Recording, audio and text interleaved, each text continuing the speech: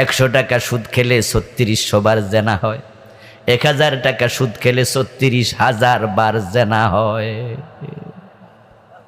ও দোস্ত, জান্নাতে কেমনে যাইবা ভাবো।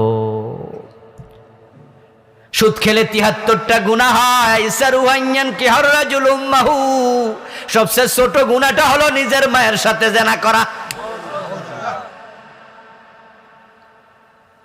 বিষ খাইতে খাইতে কেউ মারা গেলে আমরা বলি লোকটা হতভাগা, এমন গুনাহ করলো, তওবা করার সুযোগ আর পাইল না, মইরা গেল। ফাঁসিতে ঝুলে মারা গেলে আমরা বলি হতভাগা, এমন গুনাহ কইরা আত্মহত্যা কইরা মরলো, তওবা আর করতে পারলো না। ও বেটা, তওবা করতে পারলো না, বিষ খাইয়া মরলো, তওবা করতে পারলো না, ফাঁসিতে ঝুলে মরলো। আর আপনার সুদে টাকা লাগানো অবস্থায় যদি মৃত্যু হয়, মায়ের সাথে জেনা করতে করতে আপনার মৃত্যু হলো।